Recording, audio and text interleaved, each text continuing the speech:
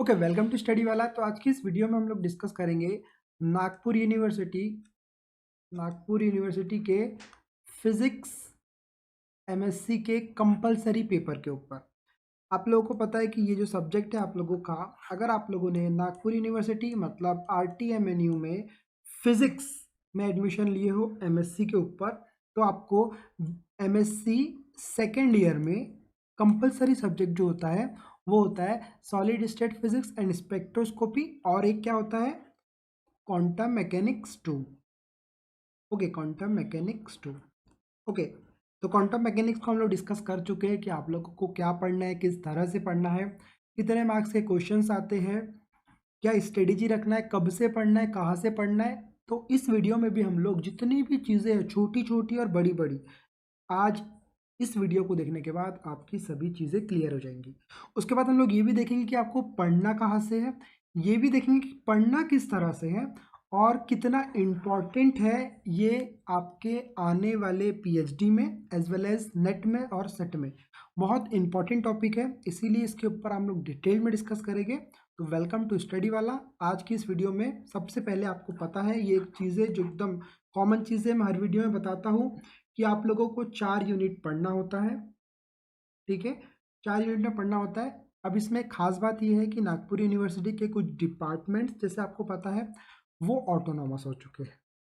Institute पहले से था, कुछ डिपार्टमेंट जो कि नागपुर यूनिवर्सिटी के अंदर है वो ऑटोनॉमस हो चुके हैं, लेकिन कुछ नहीं भी हुए हैं। तो नहीं होने वाले बच्चों को भी इस वीडियो को देखना है, और जो जिनका हो गया ऑटोनॉमस उनको भी ये वीडियो देखना है। बस फर्क इतना है, ऑटोनॉमस वालों का 60 मार्क का पेपर आता है और नॉन ऑटोनॉमस यूनिवर्सिटी के जो पेपर है वो 80 मार्क के आते हैं। ठीक है, तो कुछ ज़्यादा डिफरेंस नहीं है। पढ़ना सेम तरीके से, सेम चीज़ों को फॉलो करना है, लगभग सभी चीज़ों को फॉलो करना है। तो बेसिकली पहले हम लोग देखेंगे कि आपको पहले, दूसरे, तीसरे और चौथे यूनिट में पढ़ना क्या है, कहाँ से पढ़ना है, इसके पहले इन चीज़ों को कहाँ पर पढ़े हो वो सब। तो ये है आप लोगों का यूनिट नंबर 1। आप इसको बोल सकते हो solid state physics and spectroscopy, मतलब एसएस पीएसबी आप इसको बोल सकते हो। तो इसमें आप लोग को क्या पढ़ना है, बेसिकली फर्स्ट पढ़ना है order in solids, crystal, classes and systems. अब ये जो टॉपिक है 12th क्लास में आप लोगों ने पढ़े सॉलिड स्टेट चैप्टर, वहाँ पर ये चीज़ें बेसिक में दी गई है। आप लोगों को इसको यहाँ पर आके डिटेल में पढ़ना है, उस जो आप लोगों ने ऊपर ऊपर से पढ़ा हो अब उसकी और अपडेट चीज़ों को पढ़ना है। उसके बाद 2D 3D लैटिस पढ़ना है, space groups, be concept of point group, bonding of common crystal structure, reciprocal lattice, very very important topic, diffraction and structure factor, Miller. देखो मैं आपको कई बार बोल चुका हूँ, जो टॉपिक, कोई भी टॉपिक हो, मैथमेटिक्स में क्यों ना हो, फिजिक्स में क्यों ना हो, केमिस्ट्री में क्यों ना हो, जो टॉपिक नाम से होते हैं ना बेटा वो बहुत इंपॉर्टेंट होते हैं। साइंटिस्ट के नाम से जो भी रिएक्शंस हो, जो भी मेथड हो, जो भी हो, बहुत इंपॉर्टेंट होते हैं। तो मिलर एंड ब्रेवाइसेस इंडाइसिस बहुत इंपॉर्टेंट है, क्योंकि क्यों इंपॉर्टेंट है, क्योंकि ये साइंटिस्ट के नाम के ऊपर है। उसके बाद diffraction, structure factor in solid, short and long range in liquids and solids, liquid crystals और quasi crystals and glasses, very very important for 12 marks और 6 मार्क्स। अब देखो क्या होता है, 4 यूनिट होते हैं। जो ऑटोनॉमस में है उनको एक यूनिट से 15 मार्क के क्वेश्चन आते हैं, एक तो 12 का एक, 3 का एक आएगा, या 6 के 2 एक 3 का आएगा। लेकिन जो नॉन ऑटोनॉमस है, शिवाजी साइंस, डीबी साइंस और जितने भी कॉलेजेस हैं, उनको क्या होता है 20 मार्क रहता है एक यूनिट में। तो भैया यहाँ पर 15 मार्क ही तो है, लेकिन यहाँ पे 20 मार्क है। ठीक है, तो 10-10 के 2 क्वेश्चन होते हैं। तो ये अगर आप लोग मेनली 2 अच्छे क्वेश्चन सॉल्व करके जाते हो जो कि बार बार पूछे जा रहे हैं, तो बहुत जल्दी हो जाएगा आपका एक यूनिट। यहाँ पर लेकिन थोड़ा कन्फ्यूजिंग होती है चीज़ें।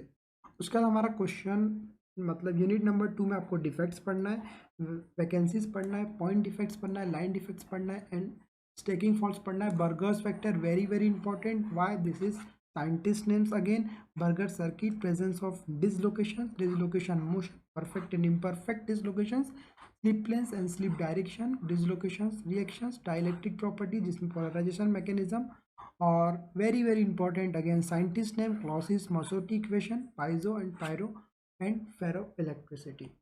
उसके बाद यूनिट नंबर 3 में हमको पढ़ना है atomic structure, atomic spectra, quantum state of N electron in an atom, उसके बाद electron spin, spectrum of helium and alkali atom, उसके some features of one electron and two electrons atom, उसका related correction for energy levels of hydrogen atom, उसके बाद hyperfine structure and isotopic shift, width of spectrum, line, LS, J coupling बहुत इंपॉर्टेंट है। Okay उसके बाद inner shells, vacancy, X-ray and Auger transitions, chemical shift, Franck Condon principles. तो आपको पता है अगेन साइंटिस्ट नेम इंपॉर्टेंट हो जाता है, जो साइंटिस्ट नेम है अगर उतने ही क्वेश्चंस करके जाओगे तो भी पास हो जाओगे। Last but not the least, molecular structures, molecular spectra, types of molecules, electronic, fractional, vibrational, Raman spectra of diatomic molecules, selection rules, Morse potential energy curve, molecules and vibratory rotator, vibration spectrum of diatomic molecule, PQR branches, elementary discussion of Raman, ECR, NMR spectroscopy, chemical shape. तो ये आप लोगों को पढ़ना है। अब देखो पहले यूनिट में जो आप लोगों को डिफेक्ट्स वगैरह या वैकेंसीज वगैरह वो तो आप लोगों ने पढ़ लिए हो पीएससी में एज वेल एज कहाँ पर 12th में, पर यहाँ पर बहुत सारी चीज़ें न्यू हैं। तो उन चीज़ों को समझने के लिए आपका बेसिक क्लियर होना, बेसिक क्लियर हमारे इस चैनल पर आपको वीडियोस मिल जाएंगी। उसके बाद इन सब टॉपिक्स की भी वीडियोस लगातार अपलोड हो रही है। उसके बाद इम्पॉर्टेंट थिंग इज़ दैट अगर आप लोगों को हैंड राइटिंग नोट्स चाहिए तो आप लोगों को हमसे कांटेक्ट करना है, हम आपको प्रोवाइड करवा के देंगे। बहुत ही कम पैसों में आपको